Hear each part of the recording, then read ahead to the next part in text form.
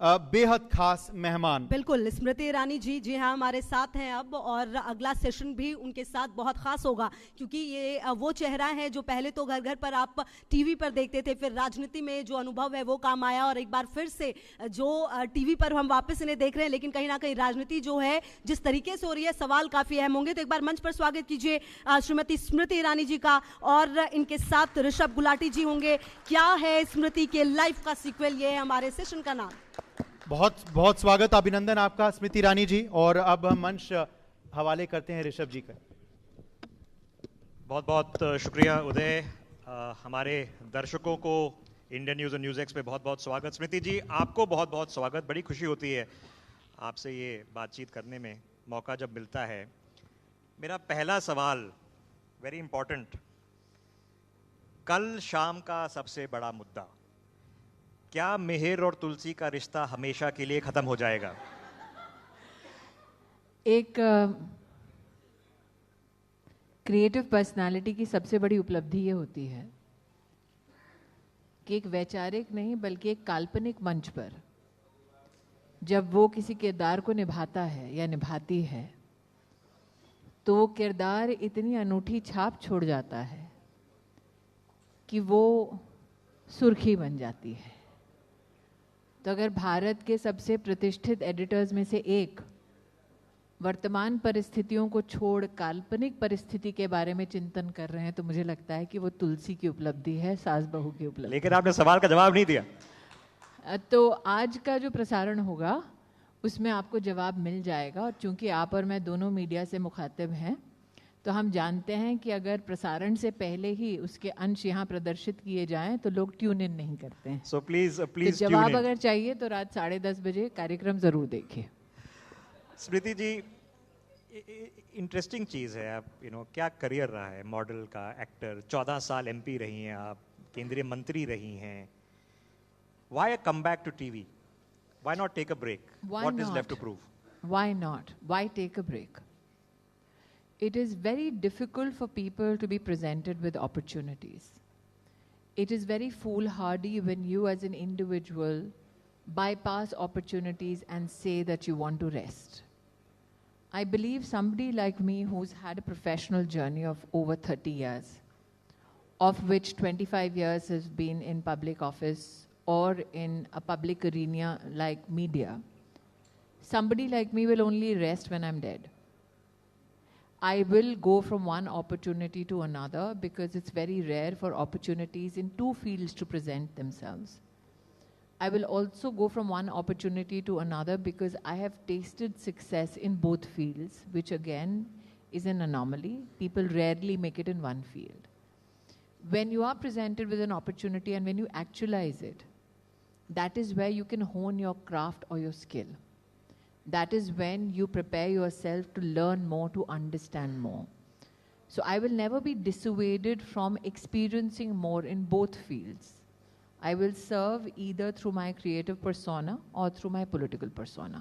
And I consider myself very lucky to be continuously be presented with opportunities. स्मृति जी, जो नई पीढ़ी है, जेन जी, अब जेन अल्फा की पैदाइश हो रही है, वर्क लाइफ बैलेंस की बात करते हैं, जो आपने पहले भी बोल चुकी हैं आप, कि देखिए from before wedding, during wedding, on the day of wedding, immediately after wedding, to so many now decades later, काम से क्या सुकून मिलता है? ये वर्क लाइफ बैलेंस की क्या एडवाइस दें हम और लोगों को? देखिए, जिन पे जुनून सवार होता है शिखर पर पहुंचने का, वो बैलेंस नहीं तलाशते, वो अम्बिशन की पूर्ति को तलाशते हैं। जो चाहते हैं कि उन्हें सब कुछ मिल जाए, उन्हें कई बार कुछ नहीं मिलता। तो मेरा ध्यान केंद्रित था एक शिखर पर, जो मीडिया हो या पॉलिटिक्स हो, उस शिखर की प्राप्ति के लिए आपकी यात्रा अपने आप में बहुत महत्वपूर्ण है, वो संघर्ष आपके लिए बहुत महत्वपूर्ण है, वो समय आपके लिए बहुत महत्वपूर्ण है। इंसान अपने उस 24 घंटे को अलग अलग पैमाने पर ना तोल सकता है, ना बांट सकता है।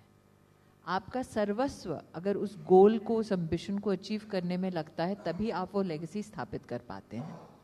तो मैंने अपना जीवन कभी भी छंदों में नहीं जिया है, पूर्ति के लिए और पूरक होकर जिया है। 2024 की आज कैंपेन। जेनजी, सॉरी मैं आपको हस्तक्षेप कर रही हूँ, आप जेनजी की बात कर रहे हैं। वही नई जनरेशन चाइना जैसे देश के साथ compete करने की कोशिश कर रही है। वही नई जनरेशन आपको विश्व में नई टेक्नोलॉजीज जो उभर रही हैं उसके बारे में चर्चा करती है। वो टेक्नोलॉजीज या उभर कर आना उन लेगेसीज का या उभर कर आना आपके कंपटीशन का तभी संभव हुआ है जब वो भी एक जुनून के रथ पर सवार हुए हैं। तो when you are competing with the best in the world, when you are trying to create a legacy, time or other aspects of your personalities cannot become a deterrent.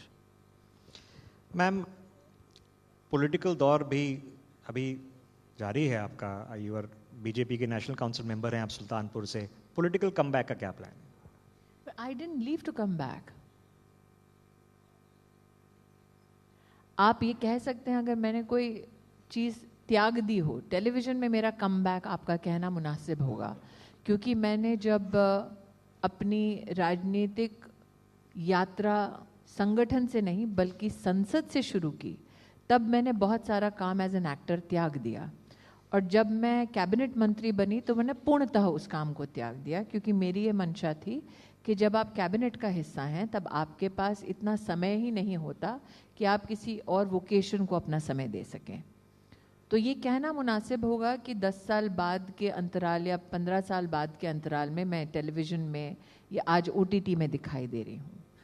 लेकिन मैं साल 2003 से सतत मेरे संगठन में विविध कार्यक्रमों के माध्यम से विविध रिस्पॉन्सिबिलिटीज़ के माध्यम से जुड़ी रही हूँ।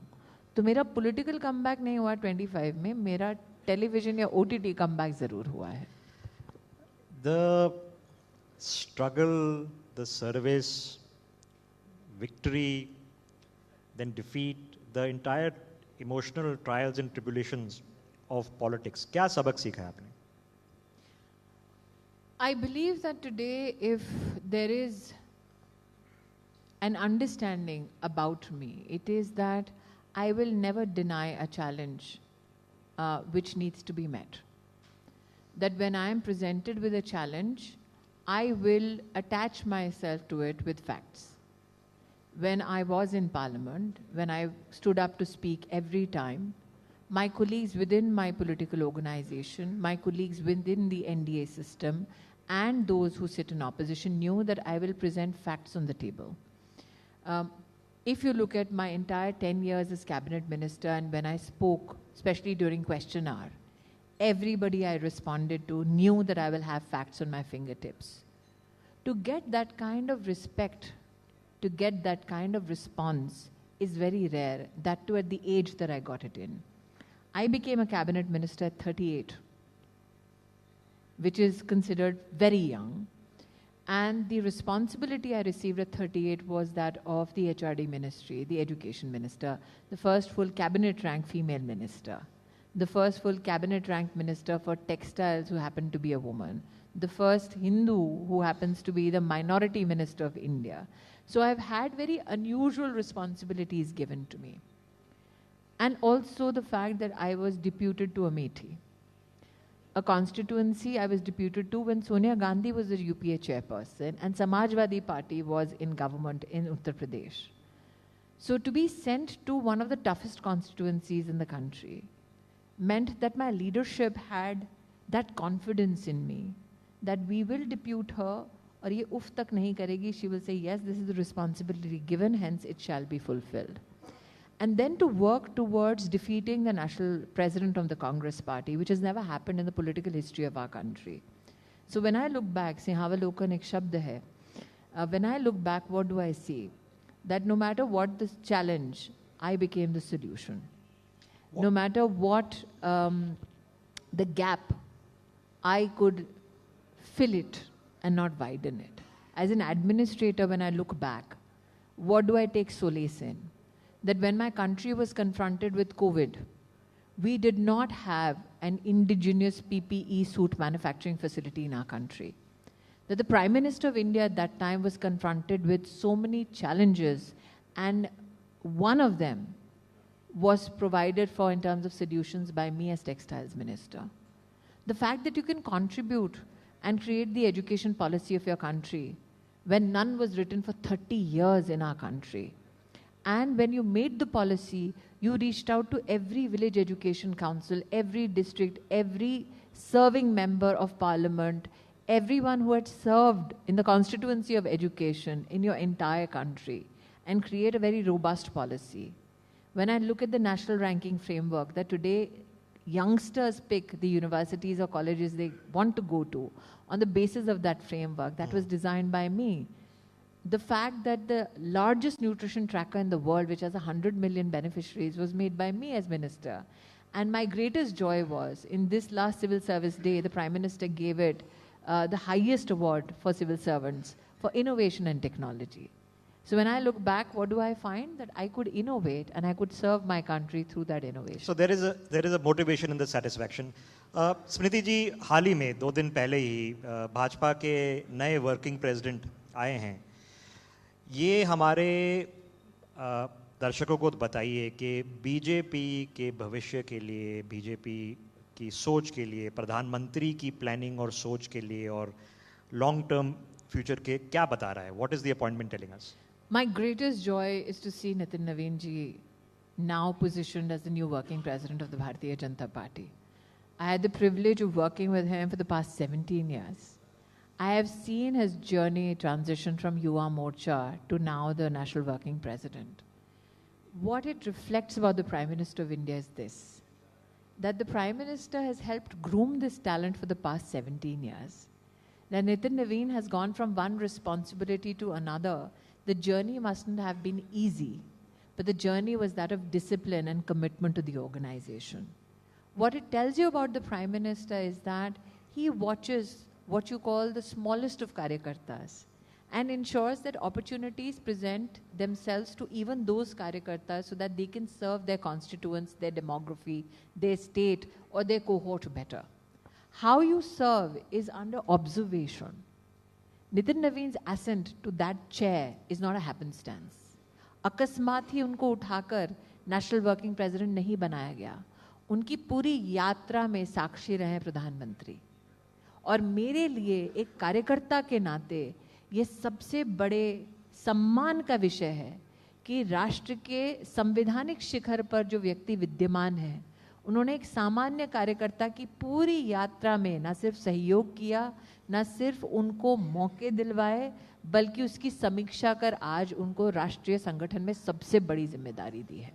It's not only a tectonic generational shift, but he has given the responsibility to one who is not only respectful of those with experience, not only respectful of those who are elders, but is equally receptive of ideas from the young karyakartas. He's a grassroots person who has now been elevated to the highest Sangathan office in my organization. तो ये फिर कैसे नापे हम कि एक तरफ Bharatiya Janata party है जिसमें एक युवा नेता, ग्रासरूट्स नेता आपने डिफाइन करा, काडर से उठे हैं और अब वर्किंग प्रेसिडेंट बन गए हैं.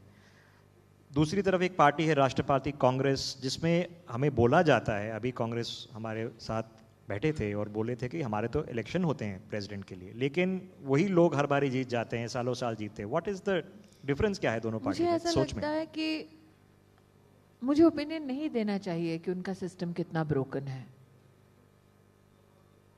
मेरा दायित्व नहीं है कि ऑपोजिशन का अगर सिस्टम ब्रोकन है तो उस ऑपोजिशन के सिस्टम को कैसे मजबूत किया जाए उस पर मैं टिप्पणी करूं या कोई उस पर मैं अंश प्रदर्शित करूं.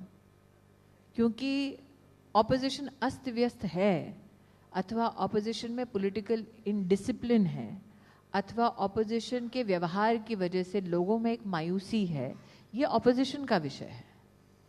मेरे संगठन की दृष्टि से मेरे संगठन के लिए सबसे बड़ी सौगात या सबसे पॉजिटिव कंट्रीब्यूशन मेरे प्रधानमंत्री का क्या हो सकता था, वो मैनिफेस्ट करता है नितिन नवीन के एलिवेशन में. कि मेरे संगठन के कार्यकर्ताओं को ये प्रमाण दिया गया है कि किसी की भी मेहनत ज़ाया नहीं होती, व्यर्थ नहीं होता. कि अगर आप बड़ों के प्रति सम्मान रखते हैं, छोटों से प्रेम रखते हैं, अगर आप मूलभूत बूथ से लेकर प्रदेश तक संगठन की और अपने प्रदेश की सेवा देते हैं, तो आपका ये परिश्रम व्यर्थ नहीं जाता है. तो मेरा काम नहीं है मैं कांग्रेस को बताऊं कि आप अपने घर को कैसे ठीक ठाक करें। स्मृति जी, 2024 में जो कांग्रेस पार्टी आके बोली थी कि देखिए बीजेपी सिंगल लार्जेस्ट पार्टी है बट मेजॉरिटी खुद प्राप्त नहीं कर पाए, एनडीए की ज़रूरत पड़ेगी, ये हमारा कमबैक अब शुरू हो रहा है, अब देखिए क्या होगा। उसके बाद फिर दिल्ली हुआ, बिहार हुआ, इतने सारे इलेक्शन गए हैं, हरियाणा हुआ, स्वीप आफ्टर स्वीप हुई है। ये अभी तक क्या चल रहा है? 12 साल हो गए कांग्रेस प्रधानमंत्री को। एकमात्र ऐसी पार्टी है जो हारने पर खुश होती है और बार बार कहती है देखिए देखिए वापस आ रहे हैं। कैसे वापस आ रहे हैं, किस शैली में वापस आ रहे हैं, किस श्रेणी में वापस आ रहे हैं, उस पर चर्चा नहीं करेंगे। ये नहीं कहेंगे कि Narendra Modi is one of the longest serving prime ministers of the country. ये नहीं कहेंगे कि नरेंद्र मोदी वही व्यक्ति है जिसको साल 2013 में ये कहते थे कि कभी प्रधानमंत्री नहीं बनेंगे। ये नहीं कहेंगे कि कांग्रेस सिमट रही है या बिहार हार चुकी या हरियाणा हार चुकी। वो इस बात को बार बार तवज्जो देते हैं कि वो कैसे हार रहे हैं।